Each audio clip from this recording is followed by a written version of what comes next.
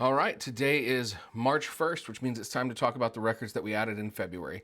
Going to be a short video, just four records to share with you today, but I'm really excited about all four of these records. And I did not pay for all four of these records this month. Some of them were pre-orders from previous months, but let's jump into it. The first record I got this month was this bad boy right here, Bowling for Soup. This is a hangover you don't deserve. Now, I'm very stoked about this. Bowling for Soup is a relatively local band. I live in Dallas-Fort Worth. This band is from Denton, which is right here in Dallas-Fort Worth. I have never seen them live, which is a travesty, but I have been a fan of them since the 90s. This particular album, one of two albums of theirs that I definitely know that I have to own because I listen to them, listen to the songs off of them so much. This is a DFW Legacy vinyl, which is NTX vinyl. G.I. Sanders, who runs NTX vinyl, he started DFW Legacy series with a couple of his friends, and they basically press specifically albums from the DFW area. And so very excited to have a copy of this record. You can see right here on the hype sticker that it's got the hit song 1985, but that's not the only big song on this album. It's also got let's see, Almost, which is a great song. You know, you hear my family's coming home and slamming doors. Almost, Ohio, Come Back to Texas, 1985. Yeah, those are probably the three biggest songs on this album, and they're all three outstanding songs. The pressing itself, gently move these records back in so I don't tear the outer sleeve.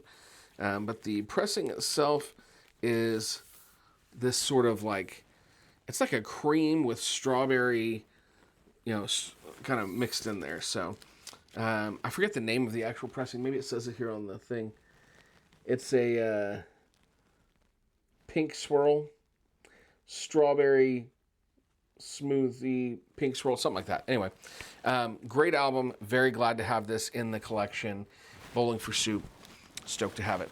The next one, so lately the way music's been hitting me is I'll find an album and I just am so focused on it. So that happened with Steven Wilson Jr.'s album last year. It happened with Haley Williams' album last year. This is the first album that it's really happened with this year.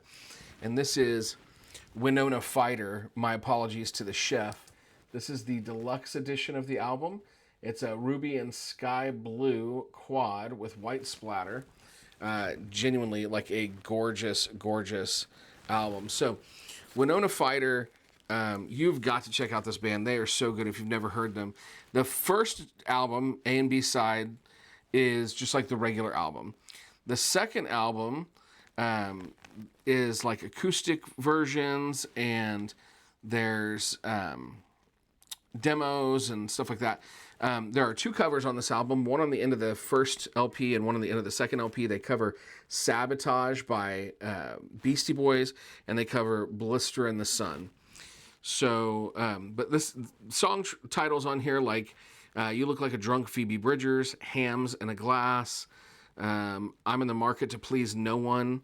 They've just got great album covers or album titles, and the album as a whole is really good. This is, I don't know that they want to be labeled this way, but I think they get labeled this way a lot, which is that they've got like definitely like a pop punk vibe. Let that get focused again. Focus. Now we're all out of focus. Anyway, they've got like a pop punk vibe, but it's more than that. The guitarist has some metal sensibilities. It's just a great album. I highly recommend Winona Fighter, My Apologies to the Chef. Then the next one that I got was Fall Out Boy from Under the Cork Tree. This is the Target limited edition 1 LP. And this is also gorgeous.